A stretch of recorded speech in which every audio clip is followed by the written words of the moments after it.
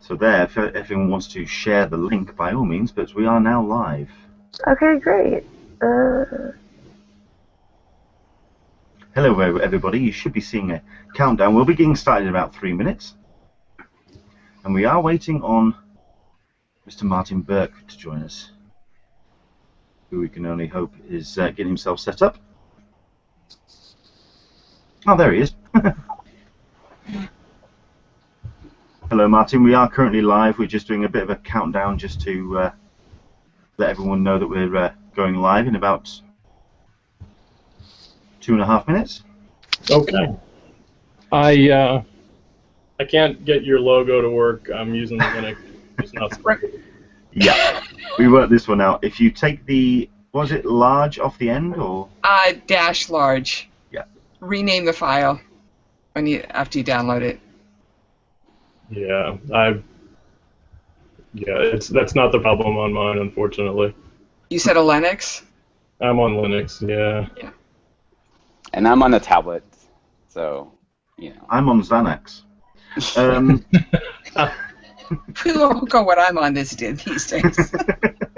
As people can hear us for the next they can can indeed. Seconds. Hello, everybody. Nice to. Oh, it's okay.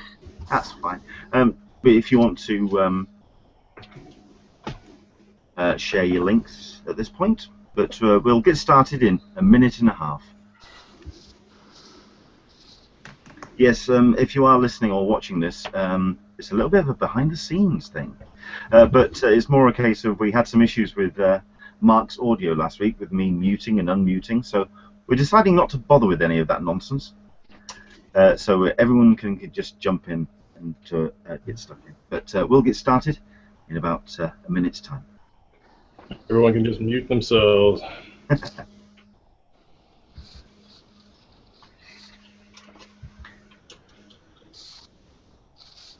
Just hoping everyone's had a great week. Exciting lineup of guests coming up on the Absolutely. Hangout. And it's amazing that most of them have actually got clothes on at this point. Two of them haven't. They're just about to get themselves sorted. They've got 45 seconds to put that shirt on. I'm looking at you. I'm wearing a shirt, but I'm not wearing pants. I'm just telling you now. TMI. TMI.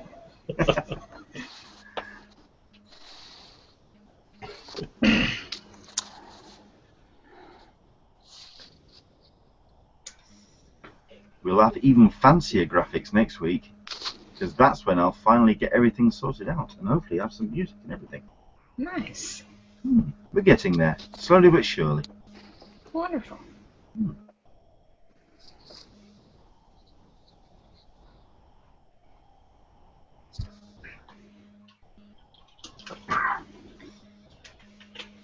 Hey. Hello there, and welcome to Talkin Comic-Con, a cup of tea with an Englishman in San Diego. Thank you very much indeed for joining us today. Wherever you are, do let us know using the hashtag #CupOfTeaSDCC, because it is all about interacting and letting us know where you're watching the show from. This is a hangout which we run every Sunday where we talk San Diego Comic-Con, con culture, and all the stuff and nonsense that goes around it. This week, we're going to be talking rather specifically about OneCon. What I'm going to do is introduce my guests. We've got a competition we were going to be running as well, so I'll tell you about that once we've done a little bit of an intro. But it's all about you on this Hangout, so if you wouldn't mind, jump on the Q&A on the Google Plus event page. Let us know where you're watching from, and also any questions that you want to ask, because it is all about Roundtable. It's all about jumping in and asking your own questions. You can also interact with us on Twitter, #CupOfTeaSDCC. I've got multiple windows open here, so I am keeping an eye on everything. Let's do a quick introduction of my guests who we've got joining us today. Starting from my left to right, we have my regular partner in crime. We have Alyssa Franks from the Friends of CC Forum. Hello, Alyssa. How are you? I am well. How about yourself? I'm surviving, thank you. How's yeah? When we were coming online and we were just sort of you were looking a little bit frazzled. How's things going with the forum? Is it all coming together?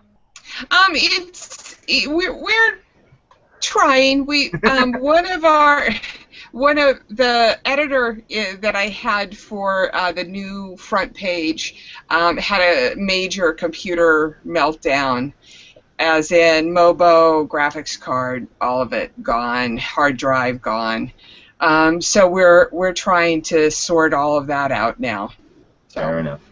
it wouldn't be life without technical problems. Well, that's what this hangout is for. It's for you to just decompress for an hour and just kind of relax and enjoy yourself. So thank you very much indeed for joining us. Next up, we have Katrina Dennis from Movie Pilot, and indeed her own bits and pieces around the web. How are you doing, Katrina? I'm all right. How are you? Fine, thank you. Have you managed to recover yet? I think I'm finally there, and I think I'm done with conventions for the rest of the year until New York Comic Con, of course. Just gonna say, what I mean by the rest of the year. It's like the next 4 weeks. yeah, there is this one little one to go. You're not quite there yet. Oh yeah. After that, it's sleeping until Christmas. Oh, listen, I've already started seeing those kind of, so many weeks before Christmas. I'm ignoring them for the moment. I'm not there yet. So thank you very much indeed for joining us, Katrina. Absolutely. And the reason why we've got Katrina on is because she went to D23, as well as did Marc Velez, who joined us last week, briefly, in picture, if not in sound. But he's come both prepared now. How are you doing, Marc? I'm good, Leonard. How are you? I'm fine, thank you. Obviously, we're going to get into all sorts of bits and pieces in terms of what your experience of D23 was. So we'll come to you. But it's great to see that someone has actually got a cup of tea with him. My cup is a... I haven't filled my cup. I haven't had the chance. I've been running. I've got the cup. I just haven't got any tea in it. It's so. You need an assistant. I know. I've got. It's empty. That's a shame. But you've got yours. Look at that. I'm taking a stand for the colonies. I'm drinking coffee. I also like the fact that you are in fact drinking from your Disneyland cup as well, which is perfect theme for D23 as well. The hipster Mickey, available at Wonderground Gallery. Nice. Excellent.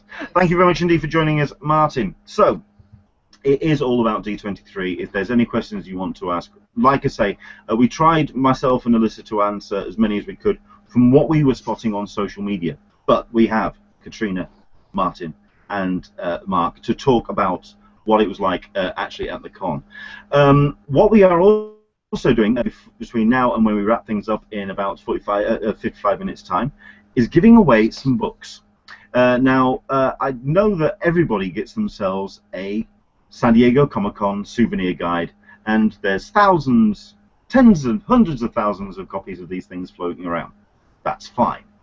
And indeed, in 2014, you may have picked up this, which is the rather nice Jim Lee cover, which he penciled, inked, and colored himself for the 45th anniversary of San Diego Comic-Con, of Batman there. But what you may not have is this particular copy, because it's signed. We have 2 of them, and we're going to give them away on this very show. If you want to enter the competition, which we're going to give away these 2 on this very hangout, what we want you to do is using the hashtag that you can see at the top of the screen as well, MyDreamJimLee. One of the best panels at San Diego Comic-Con for me is actually one of the last ones, and it's held in room 2 upstairs. It's the Artist Alley how-to room, and it's where Jim Lee sits there, and it's supposed to be where he explains his technique. He's supposed to talk about his history in comics, and it ends up just being a backwards and forwards, to and fro, lots of questions from the crowd that have come to see him, and him sketching all sorts of bits and pieces. It's magic to watch, because it starts out being just this series of pencil scribbles and just some very strange, and even he's turning around and saying, oh, I just don't know if this is going to turn out right. And it's a masterpiece, and you just don't know how the hell he does it, and it happens in seconds. It's brilliant to go to. What we want you to do on this hangout, and using the hashtag MyDreamJimLee, if you were in the room at room 2, what would you like him to draw? Okay? That's all we want you to do. You can also attach his name to it as well. Attract as much attention as you can. You never know. We may even try and get his attention to try and draw it for you. But who knows? Listen, that's that's pie in the sky stuff. But what we would like you to do then is to let us know before the end of today's hangout, My Dream Jim Lee. That's the hashtag. Okay? You can use that on Twitter. We'll randomly choose someone at the end of the show. So, D23, 2015. It's a convention that only takes place every other year, and it is Disney's own. In that it's not organized by a convention organizer, it's done by Disney themselves. And at the end of the day, they are the people that put together Disneyland, Disney World. They should know how to organize a crowd.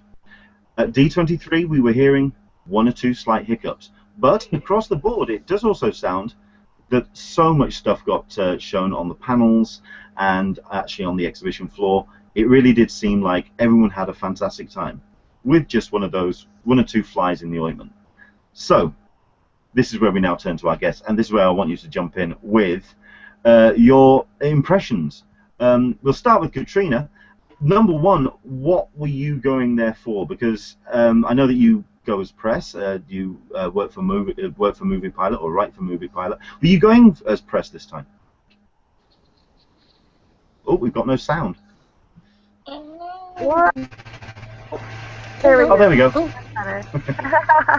I did. I went and covered as press with Movie Pilot, so I was assigned to a lot of the nostalgia-based panels. So I went to the Toy Story animation reunion.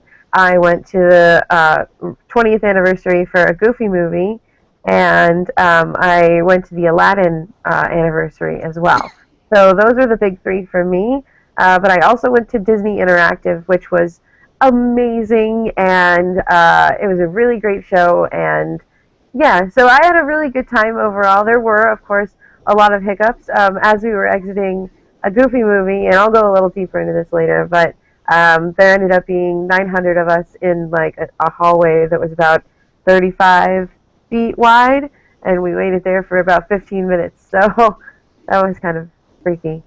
Oh my word. But yeah, otherwise really good. Like 90% awesome. I mean, the one thing that I always find fascinating about D23 is kind of where people come at it from, because it sounds like kind of not your average convention, but it's definitely a fan expo. It's kind of like billed as being for the fans, but it's kind of like attracting everyone now, because obviously you've got Marvel and you've got Lucasfilm all tied in with the Disney brand. Was there I mean, are you a hardcore Disney fan?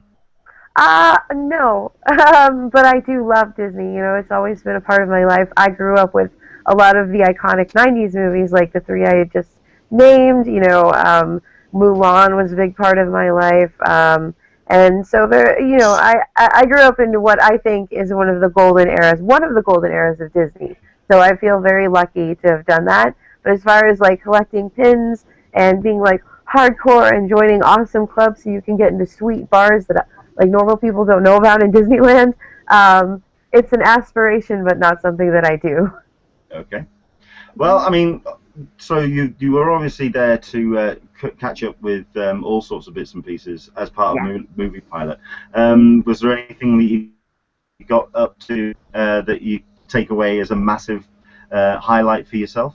Oh, everything Star Wars that went on at the convention. There was so much more than what I thought there would be. You know, I thought there would be what we got through the panels and maybe like some video game demos on the floor, but they pulled out all the stops. And if you watch the floor every day after the announcement for anything Star Wars, there's something changed on the floor, like something would be added.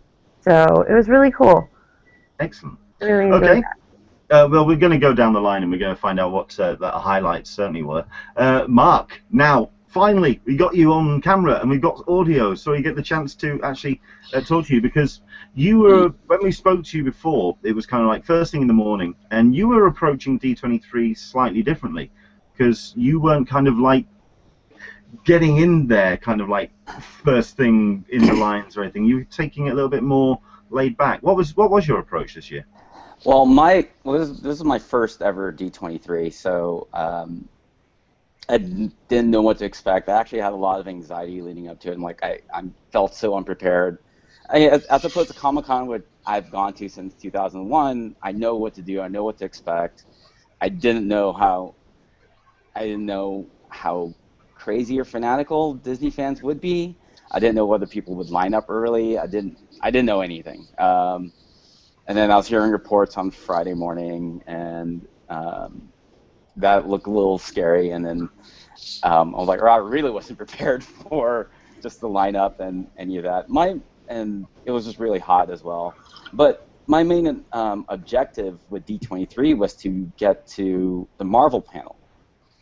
That's the only thing I wanted to do. I was telling Martin at the show, I'm like, yep, I spent $150 just so I can watch Marvel. And it was kind of all worth it. And it was all worth it. Oh, yes. Fantastic. Excellent. So, obviously then, Marvel was the big focus for you, but did you have your eyes opened to all things Disney?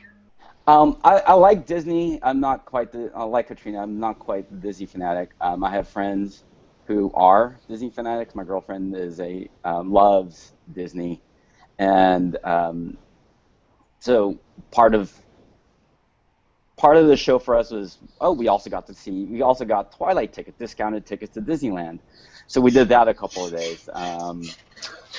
So like my girlfriend had a very good quote, and I'm going to butcher it, and she's going to hate me for it. But when they had exhibits for Disneyland Shanghai, and she's like, yeah, they really shouldn't be showing these because it shows how much better some of these other Disney parks are to like the California ones. Fantastic. Yeah, I did spot that on the various bits of social media, the revelations of what they're going to get up to at various parks around the world. So yeah, it's interesting to see. And obviously there was the Star Wars features that are going to be attached to the Disneyland parks. And I know that was something that I know Dennis was very excited because, I mean, I can see that poster behind you. I can see that thing. Dennis is my brother. Oh, sorry, Martin. Sorry, Martin. I do apologize. Yes, I do apologize. Martin, yes, the poster behind you. Yeah, that came. That on social media, I just think, wrong side. Keep going. That's the one I'm looking at. So obviously, Star Wars was massive for you. Was there? I mean, apart from obviously the panel, which was just immense. What else kind of like blew your mind? Well, I went as the Disney fan of the group, right? So we would go to D23 whether Star Wars or Marvel were part of it. We're annual pass holders. We're the people that Katrina was describing earlier. That's kind of us. So I love all that stuff, as you can see. So that was definitely a big part of it, but. For me, the exciting part was seeing how many people there actually were Disney fans. I was expecting it to be swamped with Star Wars and Marvel fans, but there were a remarkable number of people there because they were Disney fans. The Disney cosplay went deep into the archives. You saw costumes there that you would never see anywhere else. So. Well, that's something that I was going to bring up because I did see a lot of cosplay pictures, but they did seem across the board in terms of there was the Marvel, the Star Wars in there. There was a lot of Disney cosplay on display then. There was, and for example, there were numerous people dressed up as the characters from Pinocchio as they were transitioning into donkeys. And that's just something you don't see at a regular convention. You don't go that deep into Disney costumes. So that was really cool. Well, I mean, I know that you go to San Diego. Well, all of us go to San Diego Comic-Con. Right. What would you say would be kind of like the biggest, certainly the sense of difference between the two events? Well, like Katrina mentioned, the nostalgia panels. They're there to sell an entire brand, and it's not specifically lots of small brands there to sell their next item. It's a lot of, it's that one big brand, and so they can have massive panels on. Let's talk about how much we like riding on the Jungle Cruise, and they're not selling you anything, they're just telling you about the Jungle Cruise, and you can't get that at another convention really. So that was pretty cool. Well, I guess we got it a bit at Star Wars Celebration as well, with ILM panels and things. And also just the floor itself, if you've ever been to like an auto show or one of these great big trade shows where it just seems like they just pour money in, that's what the floor was like. There were thick carpets and wide aisleways, and they went above and beyond on things that they put on the exhibit floor. So that was pretty cool. Fantastic. I mean, did you sort of? Oh, go for it, Alyssa. Yeah, it's round table. Everyone jump in, please. So it was as you said, it was more of a showcase, for Disney, as opposed to bringing together of people like in most comic conventions. Yes, it was very much a showcase of all things Disney. Like, they had 3 Disney stores in there with a separate. They had a separate almost like waiting area next to the Disney stores just for lines, which was cool in one sense, but yeah, and they had like the center stage, which had performances by a lot of the Disney artists. They had Radio Disney. It was all things Disney. So if you're very cynical of Disney, this wasn't a place to go. But if you like Disney, then you'd feel very much at home. The floor reminded me a lot of, when you go to trade shows like E3, and they have the big, like, very ceremonious kind of decorative booths. It reminded me of that, but with a Comic-Con sort of crowd. So it was a nice mixture. Yeah. It was very industry meets fan. Yeah, it's interesting, and it's kind of fun. I like that presentation and bringing to the forefront the new products and the new stuff, like advertising, not quite advertising, but showing everybody what the other parks look like. So I can understand, making that those other parks a destination place for people to go to. Definitely, yeah. And the swag they gave away was like you don't see at Comic-Con anymore. Oh, God, yeah. Yeah. I was in line for. I'm sorry. Go on. No, please go ahead, Katrina. So I did miss the live action panel, and I was absolutely heartbroken. And I went to the Art Awakens booth because I heard they were making like nice big prints of the Stormtrooper lineup from the First Order shot in the teaser. And so I got in line for that, and then in the middle of it, they announced the new poster, the Drew Struzan one that's behind you. And I was already getting the smaller one because my coworker went to the panel and she didn't want it. So hey, but then they printed it out and it's like 60 inches tall. So I was able to give my smaller one to my friend Haley for her birthday and get this giant one from the Art Awakens booth. And I was just like sounding the alarms on Twitter, like, you all have to go to Art Awakens. You've got to get the large poster. Blah blah blah blah. So. Well, okay. What was your prize swag that you picked up then? Mine? Yeah. I would say that, and then at the Disney Interactive panel, they gave away the Disney Infinity 3.0 Mickey Mouse with the King Mickey pod, and it's amazing. And I saw that, yeah, Martin, you've got yours back there. And these guys are retailing for like $120 on eBay now, a figurine in a pod. Like, hang on a second, let's go over to... cowardice. There we go. Let's go over to Martin. Let's go on then. Show those off. No, come on. Let's show those off. Show those off again. I forgot they don't pop up unless I'm talking. So yeah, there we go. So yeah, I guess this is also going to be fantastic for the audio version as well. Yeah. Oh, the disc in, then Mickey gets his outfit from Kingdom Hearts, which was awesome. Yeah. Excellent. I think it showed one of the things that cracked me up in that panel was I totally expected it to be all Star Wars fans there for Star Wars Battlefront, and you couldn't turn around without hitting a Kingdom Hearts fan in that place. It was fantastic. Yep. So what was your prime piece of, was that your prime piece of swag as well? Because I'm seeing all sorts of bits and pieces behind you. That Jungle Book poster is amazing. Yeah, the Jungle Book poster is amazing, and the footage for the Jungle Book was ridiculous. It was so great. Now I'm a huge Jungle Book fan, so it's gonna of course seem maybe a little bit better to me, but keep an eye on that movie. That's gonna be a great movie. We got a little fabric swatch. If you're a fabric person, that's bigger than a fat quarter actually and they were just giving those out to people to show Disney fabrics for costuming and things. So that was pretty cool.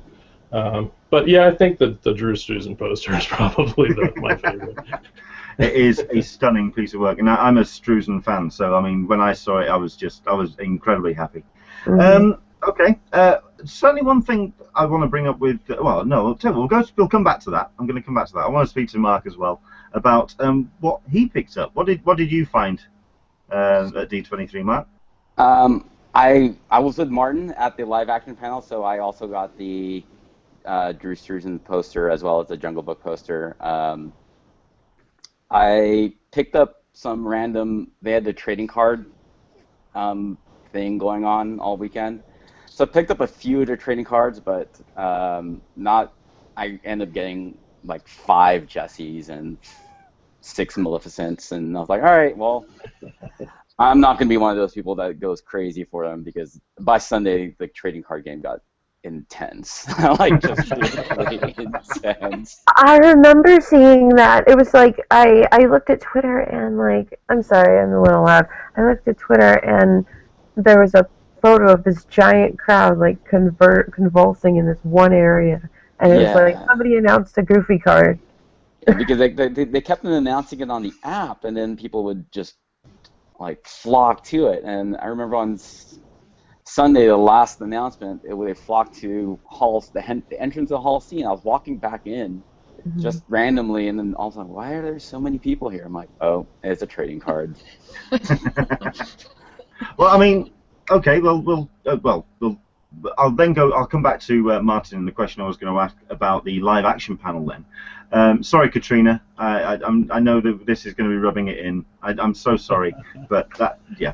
The one thing that I did notice with the live action panel is that it was talking about a number of Disney properties being turned into live action. What's been the sense with the Disney fans, that is that kind of like a trend that they are embracing?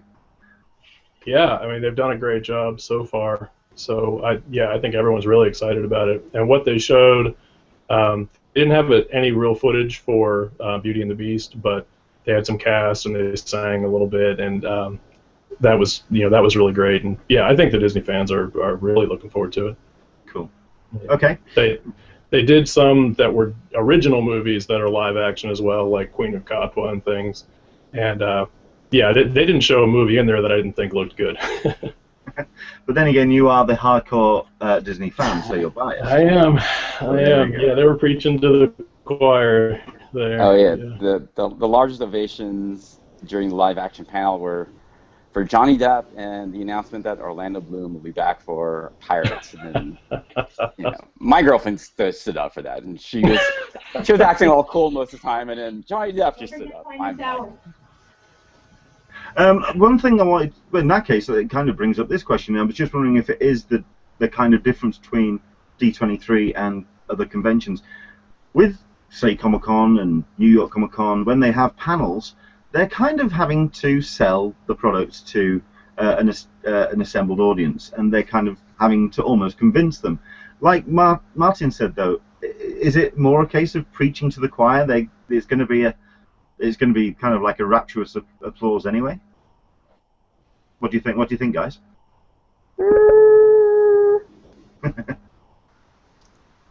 Katrina's deep in thought. Sorry. I mean, the audience. It's a little different from con to con, With New York Comic Con, the idea of people lining up overnight for a convention is unheard of. Like, nobody lines up overnight over there because it's cold, and everyone wants to go home, and they could take the train in 30 minutes later. So, but at D23, it's very much like a Comic-Con crowd, you know. And in certain panels, like the live action panel, you're not allowed to record, just like in certain other panels at Comic-Con. So they try to keep it as exclusive as possible. But it is, I feel like it's just a more patient crowd, because Disney fans are used to waiting, and, you know, so I think it was just more pleasant overall. Okay. Yeah, and for me, I mean, I love all the Marvel movies, and you know, I'm a big Avengers comic fan, but I don't care for the Civil War comics, so I haven't been looking forward to that at all. And I mentioned to Mark right before they started talking about Civil War, like, you know, I like good guys fighting bad guys, not good guys fighting good guys. I'm really not into this. And then they showed the trailer, and it blew me away. It looks like the best movie yet. So they weren't always preaching to the choir, but they sold it every time. It always worked, whatever they showed. So yeah, that movie looks awesome. Also, I was gonna say also one of the biggest differences, at least particularly for like a Hall H versus a Hall D23, is that, you know, in the typical Hall H panel, they'll bring the guests out, they'll do a little Q&A, some audience questions, and then they'll show footage. And the Hall D23, chairman was up, they talked, brought out somebody, they talked, brought out the guests, they said something real quick. We were all reading through the teleprompter that we discovered, and then they showed footage, and then that was it, and then turned it over to the next show. So Yeah. it was a huge difference from like how the presentations would be. It was very industry, like Yes. like I mentioned, it was very much like E3 in that sense too, where you had, you know, because when you watch E3 conferences online, it's the exact same thing. You know, you have the chairman or the developer come out, say a thing, show the trailer, maybe Aisha Tyler comes out, and, you know, that's the presentation. So it was cool. It was nice. Like, it felt like they were taking fans very seriously. Yeah, and to be honest with you, not having 20-25 minutes of awkward questions was A-okay with me. Excellent stuff. Okay, Alyssa, any questions that you'd like to ask? I was just wondering about the Disney booths. We heard a little bit that there was some problems purchasing items you had mentioned earlier that there were 3 Disney merchandise booths. Did you guys brave the booths at those 3 booths at all? And did you get anything? And what was your experience? No. Okay, well. I went shopping elsewhere. I went to We Love Fine. I got this, and then I got the Jedi dress, and then I went to a lot of the smaller businesses and stuff. So I saw the line for the Dream Store every single day out in the hot sun, and I was just like, that's never happening for me. I agree. I'm sorry. Those people are brave. How about you, Mark? Did you get into the stores at all? I went into the Disney Dream Store a couple times. The line for the Disney Dream Store is actually the shortest line of the 3 stores, which is really surprising. I didn't buy anything. My girlfriend bought stuff, and I almost bought the Force Awakens T-shirt, and then I decided against it. It looked good. It looked nice. I was like, I don't know if I want it, but there was some stuff that, to be honest, the space they had for the lines was bigger than the space they had for the actual store, because they also needed space for actually buying stuff. But they would run out of things during the day. Like, I think they ran out of things Thursday. They had to restock. They ran out of some things on Sunday as well, and they had to restock. But I was hearing some stories about, like, somebody was in line to the other Disney store, one of the other Disney stores, and then how their friends, like, they would send friends out to go to the Dream Store, and they'd come back multiple times getting stuff, and she would still be in line at the exact same spot. My girlfriend went also to. She went in line to that one. She went to all three big stores. She loves Disney. The Disney store she went to, that line took forever. And when she went in, she's like, there really wasn't anything she wanted here. She like, I wasted all afternoon for this, so I have to buy things. And then she Right. went. Yeah, and then she went to Mickey's of Glendale, which is more of an Imaginarium.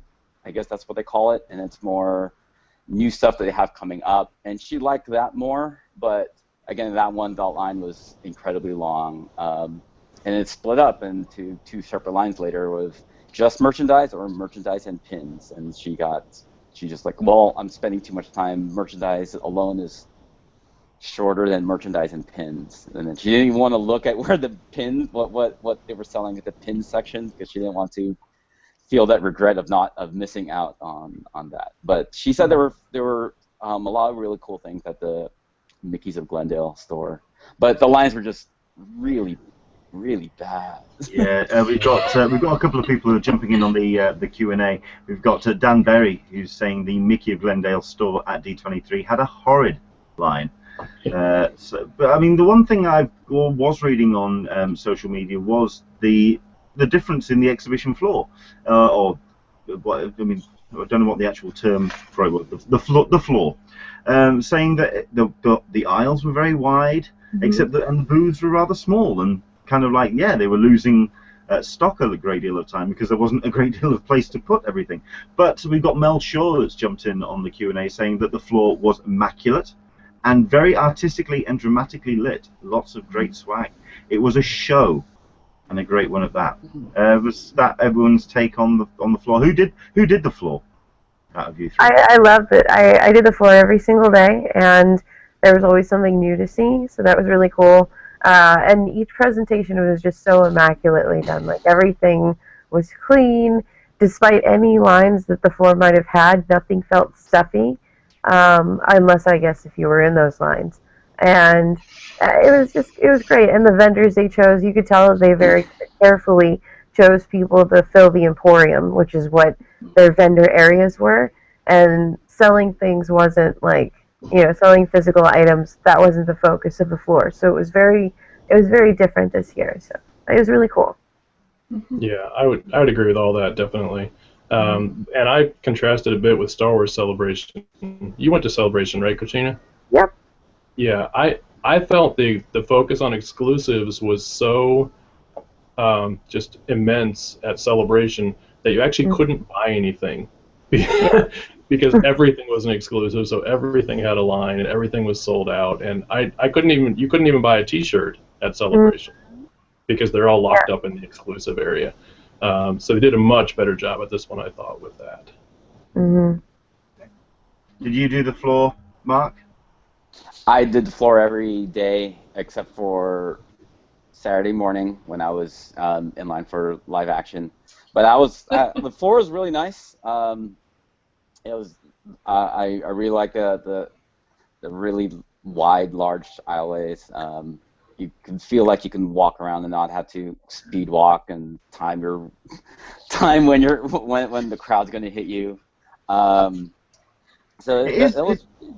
It's interesting. Oh, it's a shame that in social media, I mean, there are one or two people that did a couple of periscopes, one or two people doing videos. Obviously, videos inside the panels were pretty much gone because you had those delightful bags to put your phones in. But a lot of people, I think that's the reason why people like myself and Alyssa are very interested in how D23 went, because we didn't really get the chance to see it. It was very much you were there and experiencing it in the moment, which I find fascinating. We've got Dan Berry, who's jumped in again, saying the exhibit floor was great, not that crowded, except in the line areas. Even the display areas showing the movie costumes and props wasn't too crowded either. Obviously, you were saying that it does sound like the floor was very much kind of an attempt to sell at you, and certainly with the items that are on sale. But it was something that wasn't a cheap event to attend in the first place, because they're not cheap tickets. We've got Jason Coe, who's joined us. Hello, Jason. We speak on Twitter a lot, but it's great that you've joined us on the Q&A. Saying, do you know anyone who purchased the Sorcerer's package? And if so, was it worth the hefty $2,000 price tag? I see Martin sort of smiling widely there. Was there anyone that you knew? No, definitely not. What I thought was interesting was, we knew about the sorcerer package. There appeared to be a number of levels of VIP. Yes. I'm sure there were industry VIPs and things, and so you would see people getting favorable treatment, and then suddenly you would see a family being escorted by someone in their Disney cast member outfit, like from Disneyland and not from D23, and that was clearly even a step above the other people that were being treated well. It was amazing to see some of the people that are getting hustled around there. So I don't know what kind of money went around or what sort of fame these people had that I didn't know about, but yeah, when you would get into a panel, it didn't matter how close you were in line, you weren't at the front. One of the things that Delphina says on the forum is that it's worthwhile, if you're going to go for all 3 days, it's worthwhile to go for the gold package next year. I don't know if anybody, they even seem like they even had those levels. So what is involved in the gold package? Since that may be attainable by us mere mortals. The gold package wasn't a big difference, to be honest with you. There are a few places where they had a gold silver line. Silver's gone now, so next year it'll just be gold, or next time. But mostly they did a stage pass, sort of like a fast pass if you've been to one of their parks. That was part of their entire hashtag line fail. It didn't work.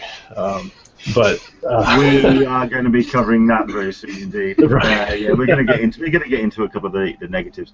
A question, obviously, for Katrina as well, because I've had someone on Twitter ask me at Comic-Con for press. You don't get a great deal of advantages when it comes to actual Comic-Con itself. You do get the emails through from the round tables, that kind of thing, and it's all organised by the industry. Because obviously it's all about Disney here. What advantages, or what did your experience as press? It was kind of the standard, but as far as the major press for the upcoming movies, they kind of limited it to the 3 main ones, where it would be EW, THR, Variety. So the rest of us kind of it wasn't like for stage 23 and 28. We basically could just walk in, which was great, because that meant we could get good pictures, and they allowed us to take photographs and stuff there and live tweet. So they were really, as far as getting my job done, it was good. Like there weren't that many hiccups or anything that was too hard to do where I couldn't make sure I got my stuff done at the end of the day. Excellent. But I wish we could get into Hall D23. That would have been cool.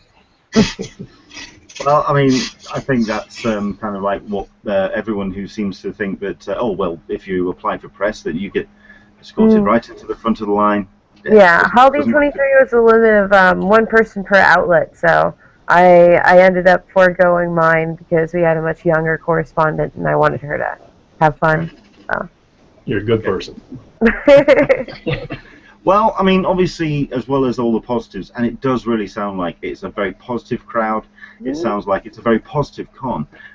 There are 1 or 2 flies in the ointment, and at the end of the day, it's got 2 years now to kind of work those kinks out, because con culture is just growing and exploding, and we've seen it over the last sort of half decade, but now it's landed very much on D23's door. What would you say was the biggest kind of hiccup for yourselves? If anyone wants to jump in, who's going to go first? What's the big kind of problem this year? Line management, just overall, everything. I wish that people started adapting the super cold-hearted, strict policies of New York Comic Con, where overnight lines are completely banned, which would be nice. But outside of that, it was just like getting the crowds through the halls. Like there weren't the plans for moving people. They weren't so great, and having cards being handed out in the middle of the hallway is also not very safe. So yeah, it's basically just that. I feel like a part of it was that they weren't prepared for the crowds for The Force Awakens and Civil War, and because that's like a good smattering of the Comic Con crowds that have never really had an interest in D23. There are a lot of people that I talked to who this was like their first year. So yeah, I think 2 years. 2 years is a good amount of time to figure that out. Okay. The problem with 2 years is that it's also enough time to forget. Yeah. Yeah. My issues with the lines were, I was going to say twofold, and then I thought threefold and manyfold. They didn't put people at the end of lines with a sign that said end of line that could give out information to people that walked up. They simply just didn't, right? And they didn't have signs. They had a lot of doors that were closed. Like, I've been to that convention center for multiple WonderCons and Celebration and various things, and so I know you can open the doors to halls A and B. I don't know why they decided not to, but they just had them all closed, and then they had no sign that said where to go to enter it. So the people that were security standing in front of those doors, somewhat uselessly at that point, would get impatient because people kept trying to go in. So by later in the day, they'd begin yelling at people that came up, and that was very unpleasant because there was no way to know what you were supposed to do. And also just entering the convention in the morning, they were very insistent on scanning badges. So you'd get your badge scanned, and then you were just in, and there was nothing to do. And if you've been to a lot of conventions, you know to look for a place to give you your bag and your souvenir book and things. But there was no one to tell you where to do that or signs. And then they just had a sort of a table over that you went and got them.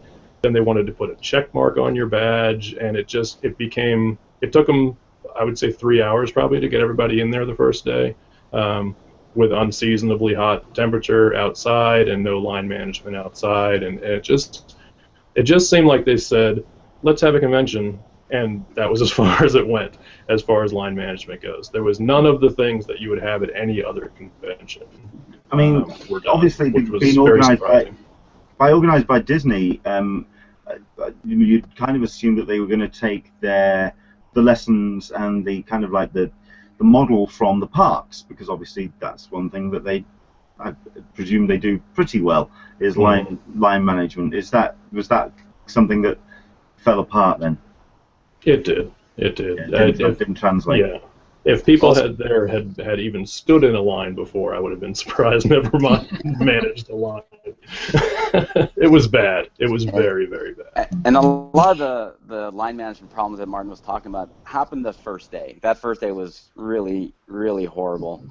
And as I was saying before we went on air, on Sunday they got better, because on Sunday when I was walking around, I saw there were people with holding up, this is the end of the line. This is the end of the line for gold, silver members. This is the end of the line for general admission members. So that helped out. Like, Sunday morning looked a lot more organized, but still it was, the line management was, on that first day was really, really horrible.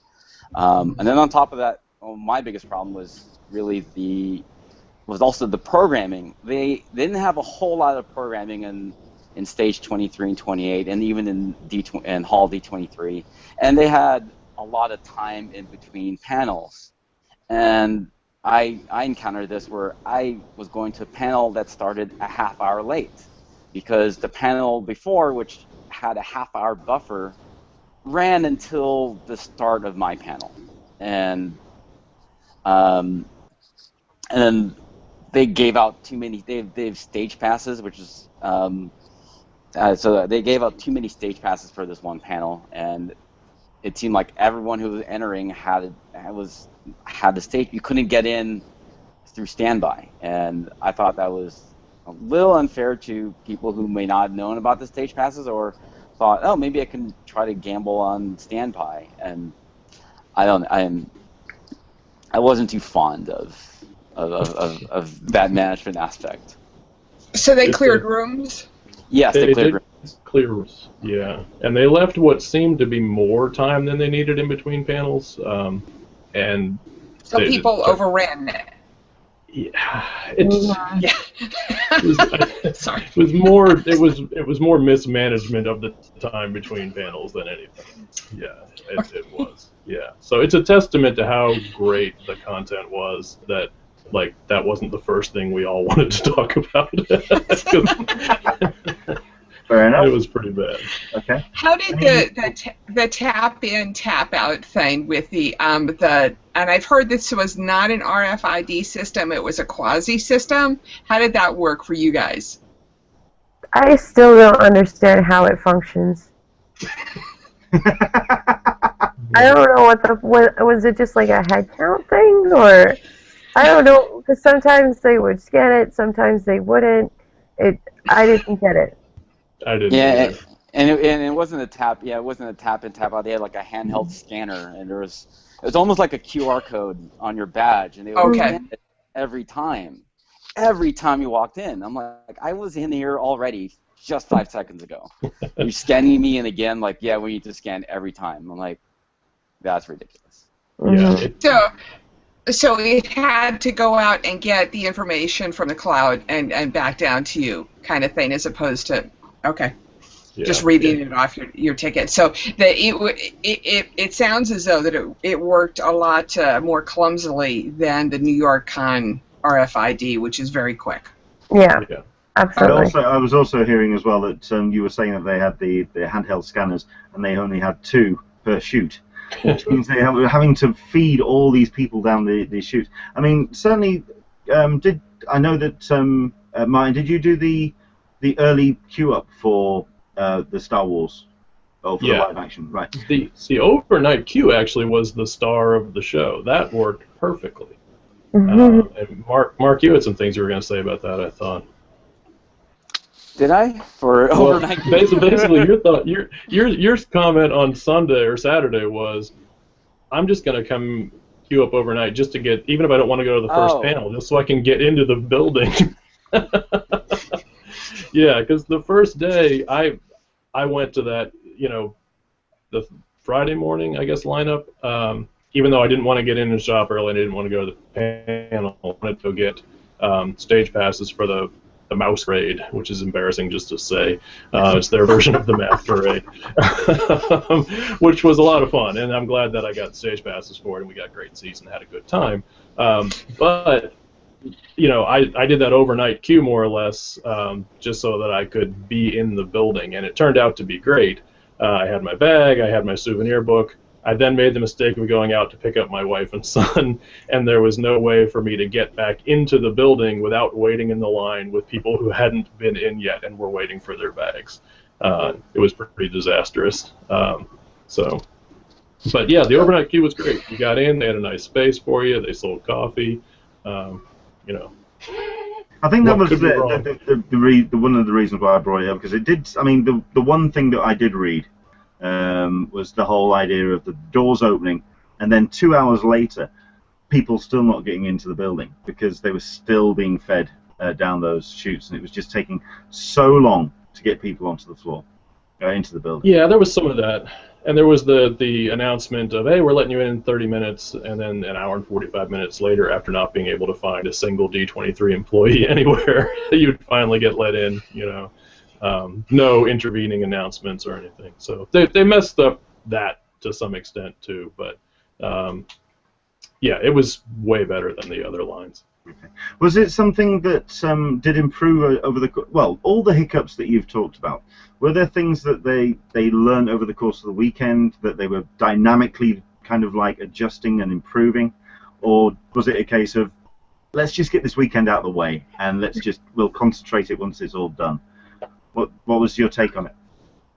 Well, there was the end of the line sign holders on Sunday. So you could tell that they figured out, well, we need something.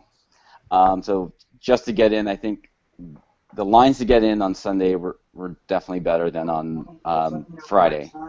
And then they also, Convention Center also brought out water for people. That was kind of cool. I mean, because it was really hot. And it was kind of like, do you remember lining up for Hall H before they actually put up the tents?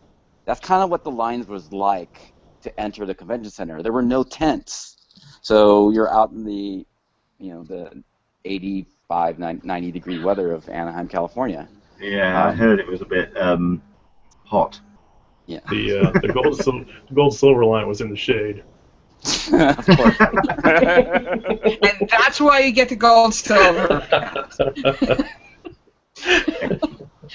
As a person who hates the heat. Yeah. We're going to go into a couple of the comments and the Q&As, but before we do, we've got about 5 minutes, or 5-10 minutes, if you want to get your final entry in for My Dream Jim Lee. Once again, that's for these rather nice 2014 SDCC souvenir books, drawn by Jim Lee and, if you can see there, signed by the man himself. I didn't just get a silver pen and just scribble on these, by the way. That's Jim Lee. Okay, so these are Jim Lee signed books. Once again, we're looking for the sketch that you would love to see Jim Lee sketch for you at a panel. If you could shout out any request, what would be your dream Jim Lee? Once again, you can also try and add him into the conversation as well at Jim Lee. But the hashtag we're looking for is My Dream Jim Lee, and you've got about 5-10 minutes to get your final entry in. A couple of comments that are coming in. This is Mel Shaw. Hello, Mel.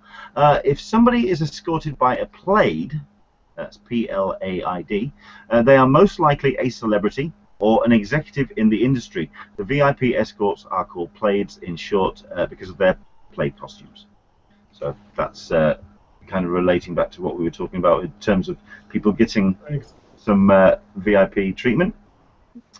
Dan Berry, the lineup for the live movie panel Saturday was good and well maintained, although he does say that the line management on the Friday to get into the floor was just his major hiccup.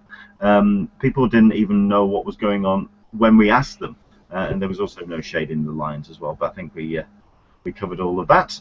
He also mentions as well that the bag lanyard area was chaos. Did you find that? Oh my God, I'm seeing faces drop. All three of you. Good grief.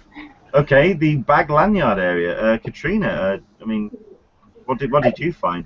I didn't have to deal with too much of it, but that's where they sent me originally after they gave me my press pass, and then I was sent back to press registration to get my bag and lanyard. So it was weird. You sent all over the place by sound of things. Woo, woo, woo. That was me at D23. Fair enough. Yeah, Martin, you just threw a face there, which says it all, I think. Yeah, like I said, when you came in, you were just adrift, and you would eventually have to walk your way over sort of to the right toward Hall B to get your bag and lanyard, wait while they put a check mark on your badge, which was very slow, and then you were again adrift in front of Hall B, facing toward Hall A, with no sign saying entrance on Hall C, so you had to turn and fight your way back through that crowd to get the other way.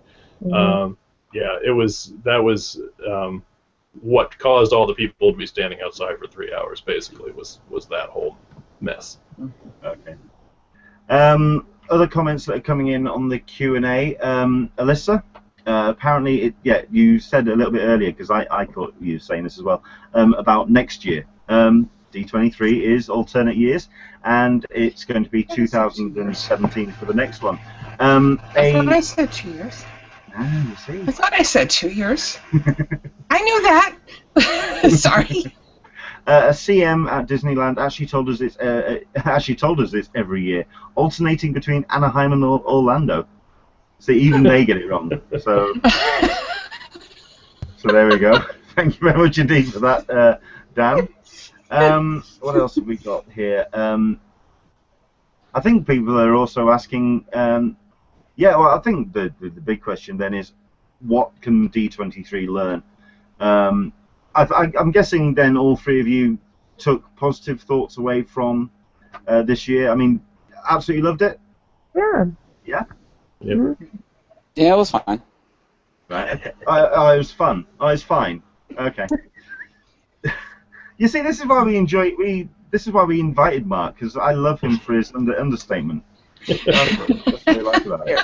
Okay. If you love Marvel and Marvel Studios, I would recommend going to D23 on D23 years, because you probably will not get a proper Marvel panel in San Diego, and so you can at least see it on D23. I'm a little bitter, yes. Bitter party of one over here. Yeah, I can go off on a whole blog post on this. Fair enough. Okay, so things that they can learn. So we'll go down. So, Katrina, what do you think? Better line management. It's something's got to be done. Something has to be done. So No, it's terrible. It stopped me. I went to New York Comic Con in 2012, and I skipped 2013. And one of the reasons was because of the line management. Mm-hmm. I can't. It's too hard for experienced con-goers to suffer through poor line management. Mm-hmm. Absolutely. Fair enough. Mark, what would you say? Is it same? Is it going to be the same answer for all three of you? Yeah. Yeah. So, okay, Disney, better line management. There you go, 3 words. You can stick it on a T-shirt. It's fantastic. Excellent stuff. I suppose then the big question is then, would you go back? Is it something that you are looking forward to for 2017? Yeah, sure. I want to go to Disney World anyway, so it's cool. We can package it, and it'll be great. And I'm guessing that's a big plus about where it's held. Yeah, I'm very excited. I haven't been to Walt Disney World in ages, and my boyfriend's never been, so I'm very excited to bring him down there, and then just hit up D23 at the same time, do my job, and then go kick it at one of the resorts. Wait, is the next one going to be in Orlando? Mm-hmm. Oh. Yep. And yes. I've never been to Walt Disney World either. It's amazing. I would recommend it just for the Marvel panel. I'm sorry, Marvel Live Action Universe panel. But yeah. Okay. No. Yeah, I would say if you can go and hang out all weekend with Mark like I did, you should do it. It was a good time. This is sounding a little bit like a love fest between these two, so that's fine. No, well, there were 5 of us, so you think about that. Whoa. Okay. That's a whole other web show. That's something else entirely. Okay. Here's the question then. If you heard that there was going to be no Star Wars in 2017, would you be making it across the pond to Star Wars Celebration next year? Oh. I don't think I could. No? I can't. I'm a rational adult. It's sad. I wish I could say yes. Celebration's also a week before Comic-Con, right? It is indeed. Yep. Yeah, if I were to go to London, I want to spend just a week just in London, just checking things out that I've been to before, and I wouldn't have any time for Celebration. And then I'd have like another week of Comic-Con. I would be too burnt out. I can't do it. Yeah. I couldn't do it. I walked away actually less positive about Celebration than most any convention I've really been to. Just it wasn't my kind of show. I'm not an exclusive person. I just didn't enjoy it, other than the big J.J. Abrams panel. So I wouldn't go. I probably wouldn't go if it was here. But the thing is, I was going to be hosting a massive party for everybody, so... You want to host my plane ticket? Let me see if I can talk to some... I'll get my people to talk to your people. That's fine. 1 or 2 final comments then. We have got ourselves Dan Berry, who's turned around and said, one thing I did like was the fact that exclusive footage at D23 will remain exclusive, since the security bag for electronics was there. We even had to put watches, Apple Watch and Pebble, in the bags. They really clamped down on that thing, didn't they? Wow. Okay. And they were walking up and down the aisles too, like really looking. Like I got my water bottle out of my bag at one point, and I was waiting for a hand on the back of my neck, drag me out of my seat. I was looking over my shoulder the whole time. Is it something that you think SDCC could adopt or should adopt? I don't think they want to. I don't think they want to pay people like Disney paid people. You know, so no, I don't think they should have volunteers do it. And if they're not going to pay the type of security that Disney paid, then no. I'm still of the policy that if you're going to make people wait overnight in line for something, you should give them more than a trailer. So that's where I sit. T-shirts for everyone. T-shirt, Everyone gets a John Williams concert. You get a John Williams concert. You get a John Williams concert. No. Star Wars is the best. So thank you very much indeed for joining us once again. Katrina, thank you very much indeed for coming along. It's always a pleasure to have you join us. Where can people find you online? And yeah, what are you up to at the moment? If you look anywhere for Oh Katrina, that's with a C, you'll find me doing all kinds of stuff. Right now, I am still with Movie Pilot, of course, so you can find me on moviepilot.com, and you can check out my Star Wars blog at mosseisleyunderground.com, where I host a whole bunch of podcasts. Excellent stuff. Thank you very much indeed. Mark, we can't see any graphic on screen, so you're going to have to tell people it's not at Marc Velez, is it? No. I made this mistake myself. So, where can people find you online? You can find me at Twitter at NoCal in SoCal. You can find me on Google+. I post most of my social media is on Google+. That would be plus Marc Velez. And I have a Facebook, but that's mainly private stuff. But you can find me on Facebook at Facebook/NoCal and SoCal. No, I think I'll stick with Google+. Thanks. Excellent stuff, thank you. And Martin, thank you very much indeed for joining us and showing us those fantastic bits of swag you've got behind you. Yeah, where can people find you? I'm sorry I couldn't get your graphic up. Mostly in the San Diego Comic-Con community on Google+. Just wanted to quick say, Katrina, really nice to meet you. I'm a big fan of your Mos Eisley stuff. Thank you. And yeah, so I guess Martin_SD on Twitter. I'm talking about a lot of San Diego stuff, so if you're not from around here, it might be boring. Fair enough. Or otherwise, I suppose, too. So yeah, I mostly just go to Google+. Excellent stuff. Right. Thank you very much indeed to my three guests. This is where we now can send you off into your Sunday and do whatever you need to be doing, or you can hang around because myself and Alyssa are now going to very quickly talk about other things that have been happening this week. Alyssa, is there anything that you want to talk about? I guess. Well, obviously he had plans. Yes, he did, and so did Mark. And so did Katrina. There we go. Wonderful. I just, at the beginning, you said, Christmas time. I just point out that it's 60 days till Black Friday. So if you've got any geeky things that may be going on sale, I'm looking at a new computer. So, but wanted to do a huge shout out to the folks who are at Wizard World Chicago. That actually looks really cool. They're at #WizardWorldChicago. I'm seeing some really fun pictures from there. Have you seen anything? Well, can I also recommend you checking out their Periscope as well, because they're doing a great deal of periscoping, and also the Con TV Live are also doing a lot of periscoping as well. Do check them out because they're doing a lot of stuff from the floor as well, which is a lot of fun. There's also another con happening this weekend in SoCal, and it's called and everybody's going to hate me. It's a real small one, I think, mostly comic books, and that's because Chris put it up, who likes to do, who does primarily comics, NerdCon in Escondido, California.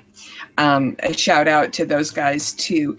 The other thing that a lot of people have been talking about has been The Walking Dead. First off, the spinoff is starting tonight, from what I've heard. It is So, Fear the Walking Dead. Here in the UK, we're not getting it because it's going out on a pay-per-view service from BT, which is their digital channel, and not many people have BT, so it's going to get a rather small audience here in the UK. But yes, I fully expect a lot of people in the UK acquiring it from locations. So who knows?